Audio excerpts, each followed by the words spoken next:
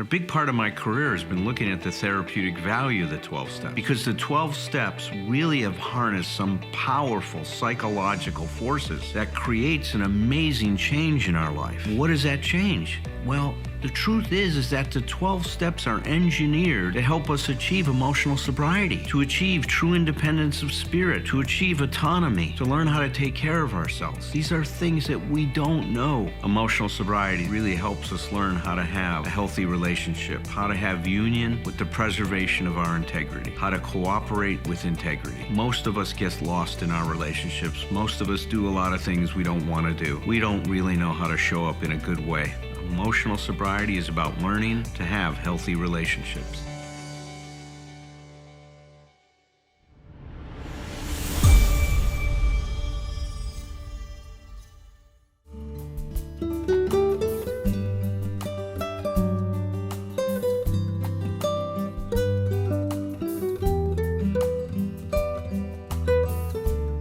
We're continuing our discussion of 12 essential insights for emotional sobriety.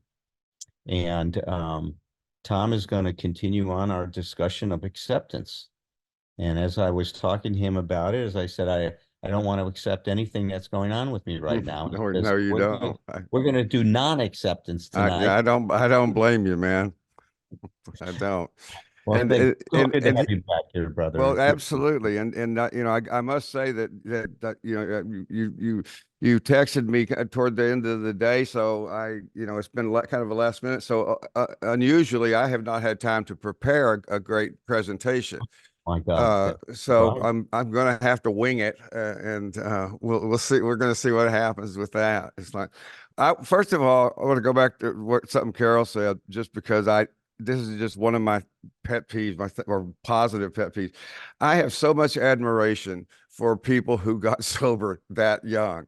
I mean, and it's because, you know, we can't live a life, we can't take a parallel life that we've never lived. So I'm not, you know, I maybe I would be able to do that, you know, but from where I have lived my life, I'm going like, I cannot imagine how I could have gotten through, you know, my 20s, for instance, in, you know, sober. It's like I have some really close friends who've been sober since they were 18 and around that age too, and they are you all of you guys are just amazing, and I think role model for us all, that you've been able to do it. And one of the things that you clearly had to do is you had to grow up faster than the rest of us. And so anyway, I just love to hear that part of anybody's story. So okay, well, we're going to talk about, we're on the chapter, I don't know what was the chapter name, chapter 8, accepting what is. And I'm just going to start by reading from Alan's book, and I'm going to actually read a quotation he has in here from the big book. It's kind of set the stage for us tonight. It's on page 143. This is what Alan says to set it up. He says, one of the most frequently cited pages on the big book of Alcoholics Anonymous is on page 417 of the big book. The phrase that is used when quoting the page is, acceptance is the key to our recovery. So let's explore the content. This is just a short piece here. Acceptance is the answer to all my problems today. When I am disturbed, it is because I find some person, place, thing, or situation, some fact of my life, unacceptable to me. And I can find no serenity until I accept that person, place, thing, or situation as being exactly the way it is at this moment. Until I could accept my alcoholism, I could not stay sober. Unless I accept my life completely on life's terms, I cannot be happy.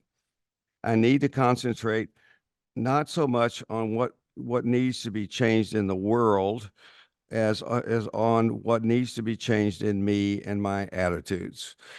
And to me, this is the epitome of simple, not easy. You know, it's like, it's not hard to understand that. And it's, in my experience, it's not hard to delude myself into thinking I'm doing it. when I'm probably not, where I've had to be called out on that. It's where I'm still fighting.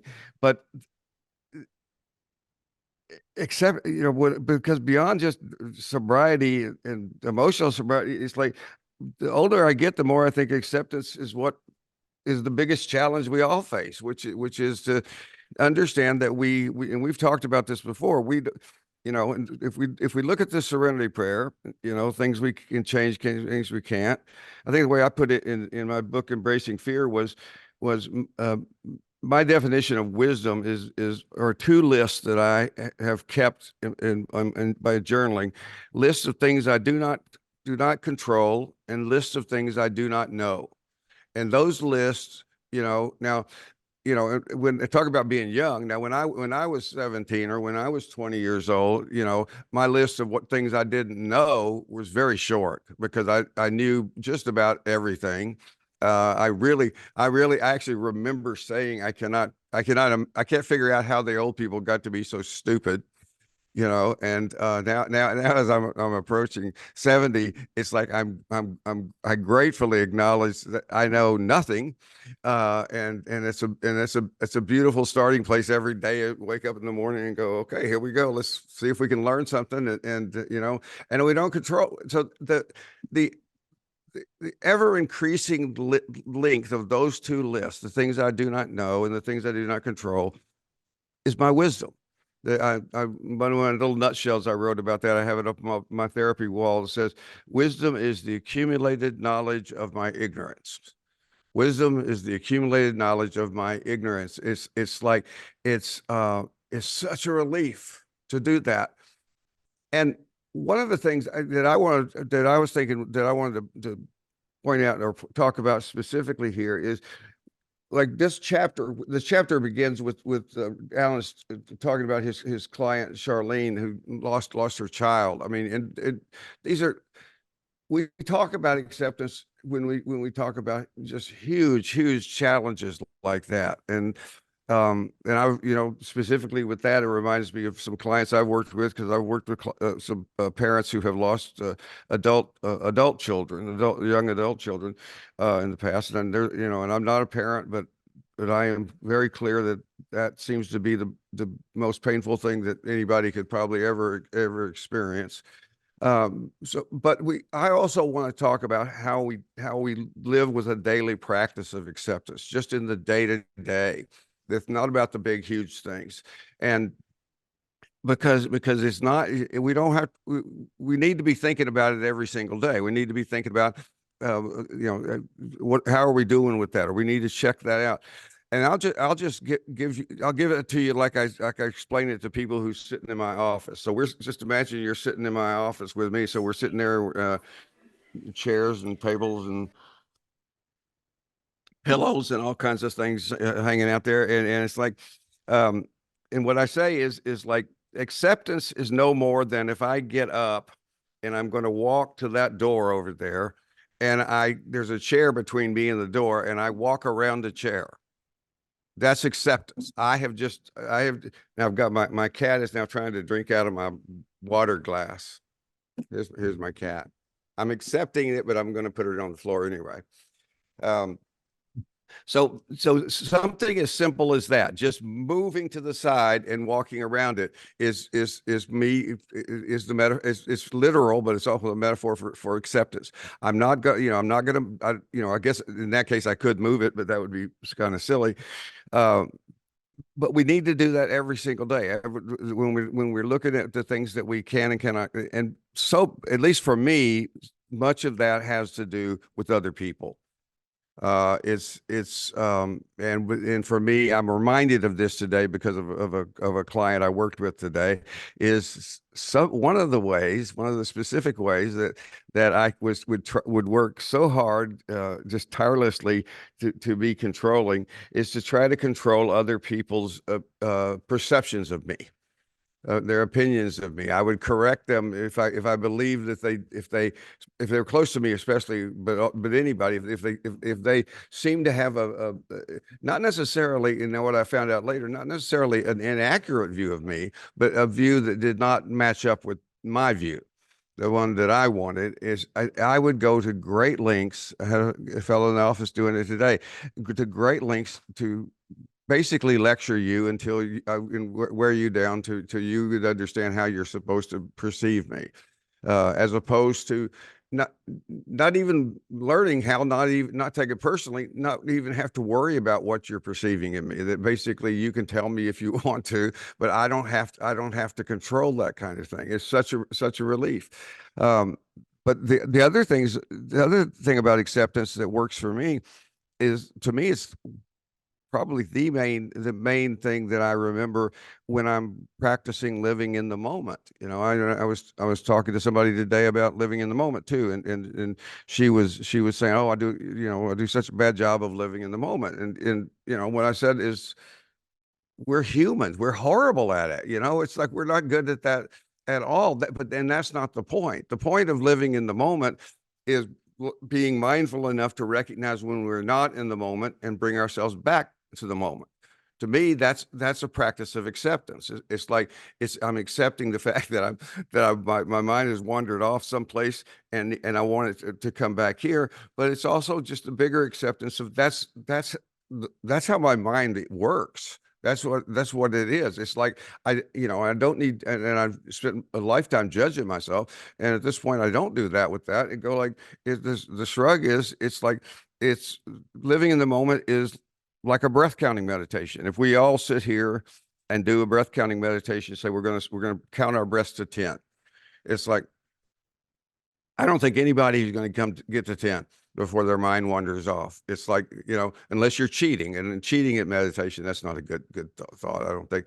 But it's our minds wander off. We don't know when they go off, and we just don't. Everybody's done this, and you wake up somewhere in your little meditation, and you go, oh, I'm off daydreaming about so and so.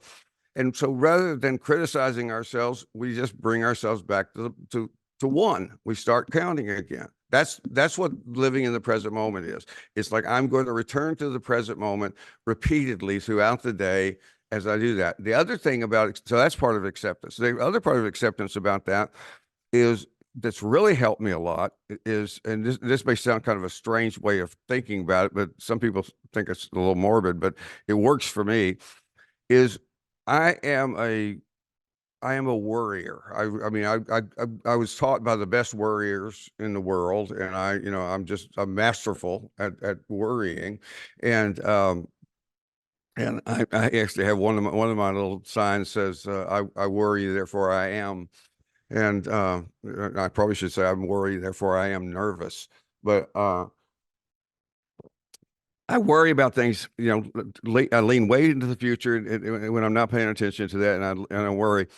One of the things I've learned, over a few years ago, and I've been practicing as best I can, getting better at it, is basically real. I use the self-talk that basically says, what if I'm worried about something, today's Thursday, if I'm worried about something that's coming up on Wednesday of next week, what my benevolent recovery voice, wisdom voice, will say to me is, this is the part that some people get kind of look sideways at me, but it'll what the recovery voice says is, uh, for all you know, you'll be dead by then.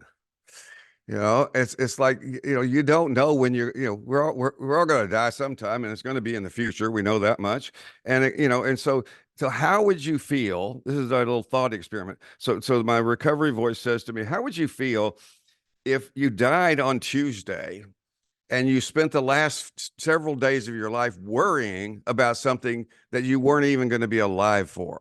And it's like, I just imagine myself in the afterlife, just, having that Homer Simpson moment, that, oh, where I've just wasted the last part of my life worrying about Wednesday. And so that's another piece of acceptance. I accept. It involves lots of acceptance that I'm going to die. I love that. One of the things I love about Stoicism is these guys never miss a chance to remind us that we're all going to die, and they really do. They suggest that we spend some time every day, contemplating our mortality, because it basically brings perspective. It's like this is a time limited thing. We're not here that long. So I want to be able to accept that I'm going to die, and I'm going to even understand that it could happen anytime. It could happen between now and Wednesday, uh, and so accepting those two things, what I can actually do is bring my consciousness back to this moment on Thursday, and what my that recovery voice guides me to do is I can enjoy myself between now and Wednesday. It's taken practice because my mind would wander off and worry again. But I've actually gotten to where that message is so credible that I'm going to go like, oh well, I have several days, to just enjoy myself and have a good time and get done other things that I really can get done, and I can let go of the worry. Now, just like the breath counting meditation, it doesn't mean that during the next few days I won't catch myself wandering off to that worry.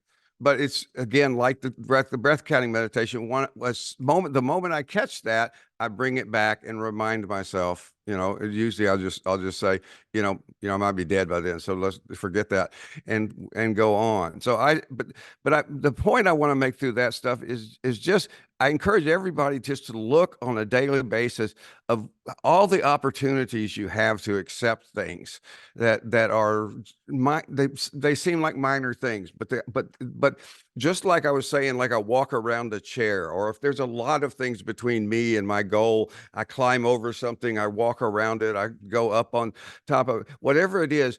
By accepting what is in front of me, accepting what are potentially my obstacles, by accepting that, I am able to navigate through my life. I'm able to actually move and not get stuck. And if I use that metaphor, and look back at my history, what you would see is me walking through this place where there's these obstacles and things, and I would walk up to something rather large, and I would just stand there. I wouldn't do anything. I would just, and what are you doing? It's a little bit like Alan. I'm going to quote from Alan's book now here. It's let's see if I can find it. I know it's here. So there I am standing in front of the obstacle. And he says, because a part of us always clings to the idea that the world will magically solve our problems. So historically, I stand there waiting for somebody to take this away, or for it to stop existing, or something like that. And it's like waste of time. I'm just killing time, wasting time doing that. It's not going to happen. Also, while I'm on that subject, I always like to go back and get the other end of the continuum for Alan on these things, thinking the world's going to magically solve your problems, or you think the world is absolutely working against you and is going to be sure that none of your problems are ever solved. You see, my tendency was Roger and I've talked about that here. Our tendency is to have that more negative arrogance that, no, I'm special in a different way. I'm special in the fact that things don't happen for me, and it's to be expected. And that's just my, my unique codependent power or something like that. That I'm not. It's just not going to happen for me, because. And this is kind of the wrap up of what I want to say here, because the other thing we have to accept, no, we don't have to accept it. The other thing we can accept, we're challenged to accept, is that even though I've talked about what we can't control, what we can't change, is that we are in charge of our own lives. I don't control much, but I am in charge. Herb was talking about this some in a recent meeting. It's just the idea that, and the sort of cliche metaphor is just I'm playing cards. I don't control the cards that are dealt to me, but I can become a good card player. So it's what I do. I need to accept it. Not only do I have the ability to respond, but which is responsibility, but I have the responsibility to do it. It's not just something. Oh, it's not just a right that we do. So when I find myself being that way, or I find somebody else who's stuck in that, because you're really in a victim place where you're just standing there, not doing anything to get beyond an obstacle or navigate your way forward. is basically it's a confrontation. It's a self-loving confrontation. It says, no, you need to figure out how to do this, and you need to figure out what support you need. You don't have to do it by yourself. You can always connect to other people, but whatever you do, you need to figure out how you're going to what you're going to try next in order to address the obstacle in front of you and navigate it forward. It doesn't even have to be successful, because what doesn't work, we come back, we learn from failure, it becomes success, we learn something good, and we keep going forward. But the point there, that the acceptance is not just the things that get in our way, but the acceptance is that we are the ones who are responsible and in charge of making the choices that build our recovery, the thing we're working on together. I think that's all I got to say. Amen. I'm awake. Don't you worry. I wasn't worried. I was hoping you were getting a nap. So I just want to jump on this while it's fresh in my mind. Hold on one. Is Roger here too? I'm gonna get Roger in here. Yep, Roger's here. Okay. Is when you're describing like going across the room and coming into, something, right? You're like you're talking about like a recovery room Roomba, right? Like the little vacuum machine. It doesn't get contemplate why it can't get around the thing. It just bounces off, goes around, bounces, goes around. Right. It doesn't stop and contemplate. It's just you just keep moving. Yeah, exactly. I love it, Tom. It's a great one. Okay, well, thanks a lot, Tom. That was great. Mhm. I appreciate. I love when you wing it. I just made it. I just made that shit up. Yeah. I love it, man. You wing it well, brother. You wing it well. Good. Thank you. Well, gentlemen, who wants to take a first shot at commenting on some of what Tom said, or just what comes to your mind as you heard him sharing? I'll take off in the beginning. I'm Herb. I'm an alcoholic. Well, it's good to be here. Thank you. Good to have you back, Herb. Say it again. Mhm. Good to have you back. Oh yeah, thanks. My initial thoughts about the questions Alan, were talking about actually at the conclusion with Carol's conversation really led into this also.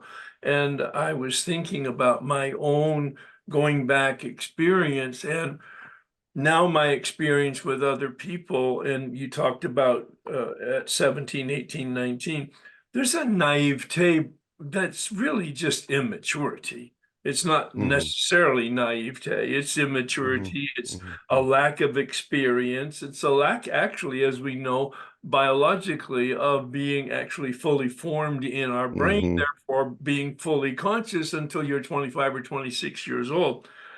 But in my case, I was uninformed or I was misinformed. Even as late as coming into Alcoholics Anonymous at age 43, and for the next 5 years, really not knowing that I was uninformed or misinformed. I was attached to whatever was there as if it was real. And I could have taken a lie detector test and obviously defended it ferociously, much to my chagrin later on and embarrassment. The best part of this whole panel that we do regularly is getting really clear that you have to suffer in order to wake up. Because it's the thing that you confront somehow. And if you're lucky, you find people like are represented here in the group, in the audience, in the participants, who are seekers, who are finding, and Tom, thank you for looking at the wisdom. It's such a great word. And it really is, as you described it, it's the accumulated awareness and experience that we get from making mistakes. Mhm. That's why there's very few young people that are wise. They haven't made and corrected enough mistakes yet. Mhm. So, I mean, accepting what is from my own experiences down the road from finding out what is, Mhm. actually seeing what is. And that was a convergence of an awful lot of things. Some of it was getting some really good information from outside, some really good information from inside, having teachers, mentors, sponsors, step guides that gave me basic good psychology information, human structure information, recovery and addiction information, correcting a lot of the misinformation and or lack of information that I had and it was looking at my behavior to then work which is objective. It is what it is, especially in the light of having an accountability person who can help you actually even see your own behavior and interpret it without rationalization. And then analytically kind of tease it out so that I know what my motives and my beliefs are and that kind of thing. Such a long, it's like grueling process of and Bill uses a term, and Alan and I had some exposure to a rite of passage for men, and I mean, quite frankly, Alan and I were long-term sobriety people with a lot of information, and and older, someplace between 50 and 60 years old, maybe, I think. Uh, Being exposed to even the whole concept of really of the rite of passage. The signal for me that allowed me to begin to see that I didn't see and know that I didn't know was the suffering and getting outcomes that I didn't like. I wanted better outcomes, and progressively over time, experimenting with information and direction and action, that kind of thing, I was able to then navigate to a place where the last 30 years have been just remarkable. I've had outcomes that are surprisingly good, which is really nice. So I've got lots more, of course, like we all do, but thanks very much for your stimulation here. Thanks. Herb, I want to echo what you said, celebrating a milestone. I got sober at 18. I'm 35 years into this thing. When people say, oh, wow, that's amazing. It's like, no, it just means that I made all my mistakes sober. It's not pretty, having to make it's not pretty having to make amends, with a lot of time, because I didn't have the wisdom. And then thankfully, like, I love Thom talking about being aware of, right? It's always the returning to, right? So in my meditation, oh, there's my mind wandering again. Okay, come back to the breath, right?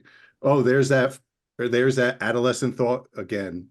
Come back to pausing and getting centered.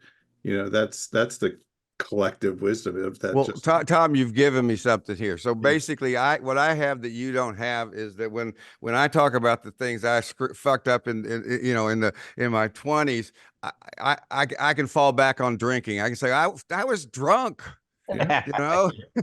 What do you expect, man?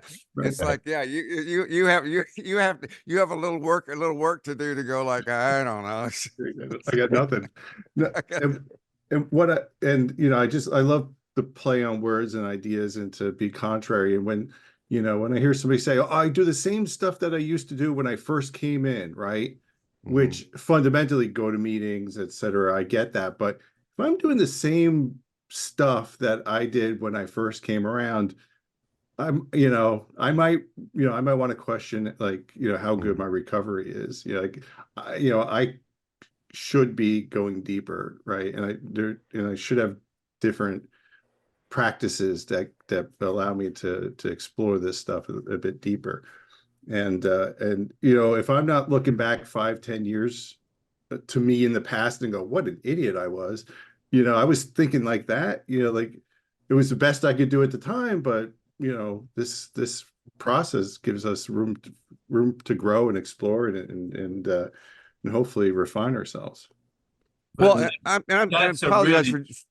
but that's Go a ahead. Go really ahead. important point for Yeah. compassion with yourself, what you just said, and it's critical. I did the best I could. Mm-hmm. It wasn't very good, but I really Mhm. did do the best I could. All Yeah. right. Yeah. Yeah. Sorry, Thom.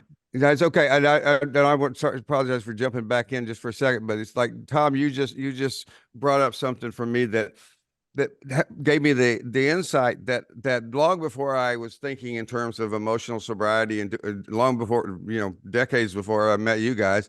It's like I remember sitting in AA meetings and listening to the old timers who probably were much younger than us, but these old guys, and they would so often preface what they're saying with, well, this is just what I'm saying, but you can't trust me because I'm a sick alcoholic, and they were always, there's this self-deprecation thing they just define themselves as sick and untrustworthy. And I remember sitting there as a young man thinking, these people, I knew these people had been in the program 20 years or more. And it's like, I'm sitting there going like, what the hell have they been doing? With the time, or, I guess I was biased because I was a therapist. And back in those days, you didn't let them know you're a therapist because they aren't going to be happy with you about that. But it was like, but nowadays I look at that, I listen to what Thom says, it's like, yeah, that's what we're saying. And one of the things I was saying in my presentation tonight was the idea is no, part of our job is to accept that we do have the capacity to get better, and it's our responsibility to do that. And when we're not doing it, we need to keep looking at it. Like you said, Thom, if I'm still doing the same stuff, then I need to take another look at it, or I need to have people in my lives who will confront me with it and say, "Hey, Rutledge, I think maybe you need to pause along and do a little inventory here." So anyway, thank you, Mm. Roger. Thank you. Thank you both, you, Thom, and Herb, and Tom Potash for all that you've offered us tonight. Gosh, so many thoughts come. I think I want to start with what you just said, Thom. About what are we doing and how do we get better, right? How do we make progress? And where I want to start with is just that idea of being curious about and taking ownership of what we are doing and what we are feeling and what we are thinking.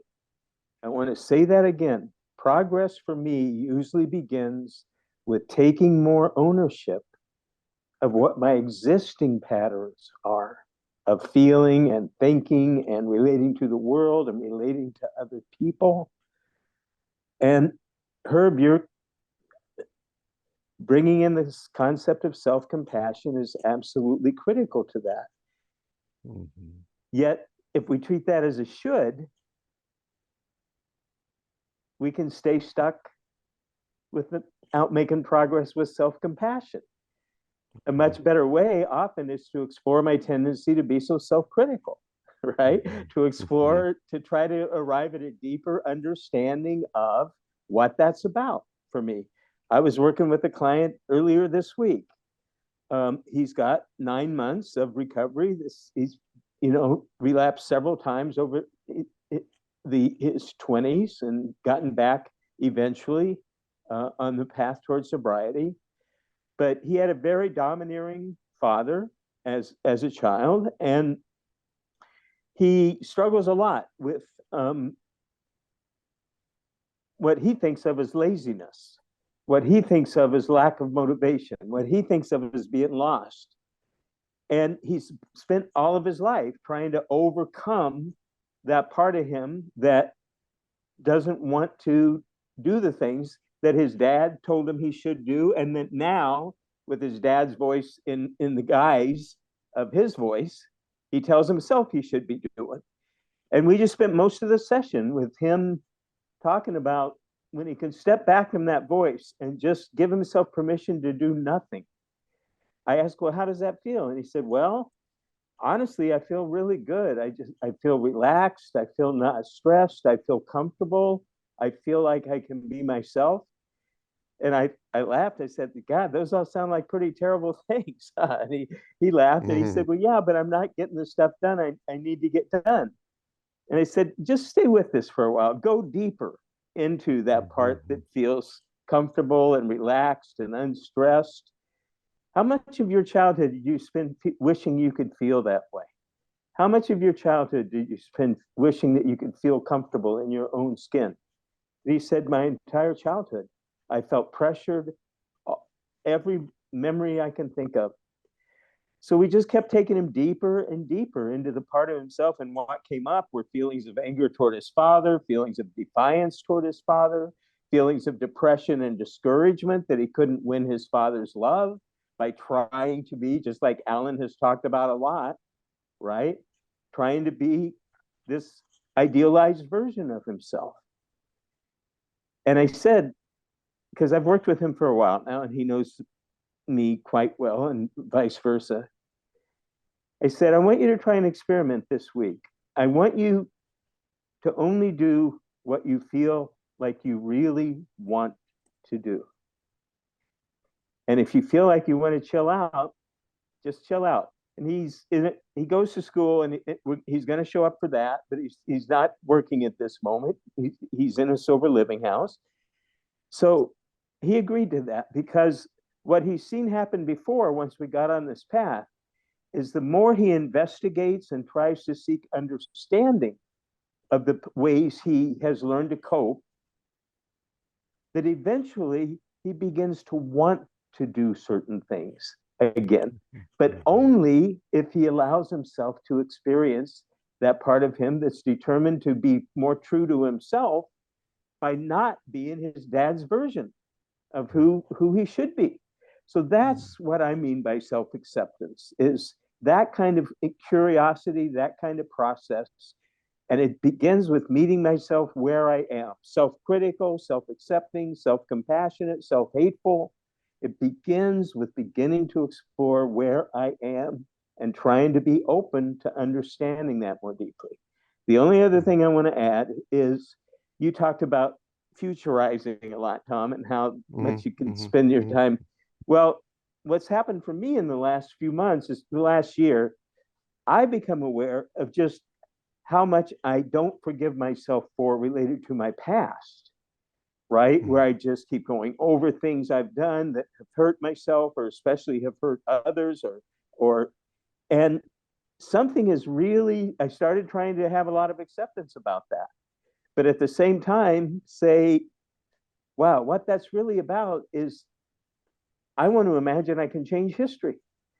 I want to imagine I can go back in time and create exactly the family I wanted or undo that harm that I've done. And somehow it's a simple thought, right? But I thought, I can't. I really can't. And somehow at this point, it's, at 73, now I'm 74, that had a meaning for me. I thought that thought other decades, right? But it didn't have that much meaning for me. But lately, I start to do that. I start to perseverate about the past and I just let it go. I just move on. I go like, wow, I'm going to really practice accepting whatever happened as having happened. It's immutable. It's unchangeable. I'm going to let it go. And that has been extremely freeing to me. And that's another way that acceptance can look in our lives, right? Regarding our own past behavior. Now, if you're somebody who never looks at the past and doesn't take any effort to learn anything from it, that direction is not good advice or direction. Again, we all have different ways we have to search out and find for ourselves individual solutions. One thing that you hear us say to you as the participants out there may not be a fit for your own patterns at all. So be aware of that piece as well. Thank you, guys. I appreciate it. Roger, I want to say, Richard, I was listening to an audio book by Richard Bandler earlier today, and one of the things that he says is the best thing about the past is it's over. That's a very I love that. Yeah, that's very up. if we allow it to be. Yeah. No, you're right. If we allow it to be, yeah. Mhm. Yeah. One of the best And books. by the way, I have a new favorite book of Nathaniel Branden's. I was listening to the audiobook called The Psychology of Self-Esteem. It's like I had never seen that book. I'd never It- done it, but That's his first book. That's the book. that is 19 really, that's the first book. Yeah, that's the one that It's got me beautiful. excited I about love that book. Yeah. Book. It's very simple, very clear, but that's his first book, The Psychology of Yeah. Self-Esteem, It's beautiful. 1969, I think. Yeah, Well, that's what yeah, brought me out to California. Yeah. Well, and I love that he reads his own stuff. It's like, it's so good. I love to hear the author read their own books. It's so cool. Yeah. Well, lest we run out of time, I just want to throw in a couple pieces, hopefully to sweeten the pot a little bit. See, one of the things that I think is important for us to think about Buddy. is what interferes with our acceptance. Mm. We can see the path to this, and when we've experienced it, we know how powerful accepting something is, and how that at the moment we experience, I could almost call it a gift of acceptance, because sometimes it seems like it's a gift or grace, right? That it's unbelievable how it changes the whole dynamic in terms of our relationship to whatever we're experiencing. I mean, it's so powerful, that transformation in that moment. But I think it's worthy to take a moment now, and I'll explore this more. But what gets in the way with that? See, what interferes with my ability? And this idea that you read, Thom, about that somehow I have these ideas about how things are supposed to be. And I'm so attached to those ideas, thinking that if it's not this way, then my life will be catastrophic. It's going to be a mess. It can never work unless it fits with these ideas I have. And so now I'm challenged with this idea that, do I give up these ideas and then move into this, what Fritz called the DMZ, the demilitarized zone, where I don't know what's going to happen? If I give this up, what do I have? Because I've been holding on to this my whole life as though this is what the answer was. And we've all experienced this in various different ways, but we will elaborate on this more later, because I see we're running out of time tonight. But I just want to throw that in, that it's very important for us to be aware of our resistance to that acceptance, because in that resistance is going to be so much important information of what you have to give up in order to get to where you want to go. And this is one of those deals where giving something up is getting something, which seems to go so against our culture, right? In terms of what we're told, right? Is like letting go is actually giving yourself something, which is, we'll get into this stuff more, but great discussion tonight, you guys, all of you. I just love the interaction and discourse. Thank you so much. What you just said, Alan, it corresponds actually to steps 1 and 2, doesn't it? Step 1 really is the inner concession that I don't have sufficient power. That's and right. Step 2 is Right. the hope that there is a power that is sufficient. And that's why people say the first step is Yeah. the most difficult. Yeah. I mean, it is the most challenging of all the Well, stuff. I just want to say that I've been watching the comments, some of the comments here, and I want to be sure. I just want to re-emphasize this. People ask, how do you accept this or that? Acceptance simply means we acknowledge that it is, and that we, in this moment we can't change it. It's like that's what acceptance is. It's not approval. It's not I like it. It's not. It's so I'm okay with it. And people a lot of times make that mistake of thinking this, at least I'm okay with it. No, acceptance is basically, if Alan is laying on the bed because he is accepting the level of pain that he's in, and he's asked me to help to do some leading tonight because he needed somebody to do something for him. It's like, that's acceptance. He doesn't like that. He even said earlier to me privately and then to the group, he doesn't want to accept it, but he's practicing acceptance by doing what you do. So the stuff we're seeing in the whole world, practicing acceptance does not mean we approve of it. It means we That's just it. realize it's real. And it doesn't let's not fuse that. That's And right. it doesn't mean we don't work to change it. See, That's that's right. that's the other really important part to add. So Absolutely. that I was going to go right there because I saw some comments as well. Don't confuse acceptance with the idea that, you know, we're resigning ourselves to certain situations. There are many things we can do something about, and, you know, it's going to serve us to do something about them. So, yeah, thanks so much for bringing that in, Tom. It's not condoning, nor Mhm. is it submitting. Yeah, that's well said, Herb. Well said. Does someone need to believe in God to successfully overcome addiction? Well, the way I like to think about what the program does, it connects us to who we really are. And what does that mean? Well, there's this incredible force in you and I, this growth force. It's the force that moved us from crawling to walking. You wanted to take those first steps. And when you fell, and you fell a lot of times, you didn't let your failures stop you. You picked yourself up, you learned from it. And how many times did you fail before you walked? You failed as many times as you needed to. You see that force, I call it a biological imperative, a psychological imperative, a spiritual imperative. It's moving you towards wholeness. It's moving you to be what you can be. Just like in the acorn is all the information it needs to become an oak tree. In you is all the information you need to become you. Become a you that can cope with life and to deal with whatever you need to deal with to be okay. And that's what I'll talk about in my new book, The 12 Essential Insights for Emotional Sobriety.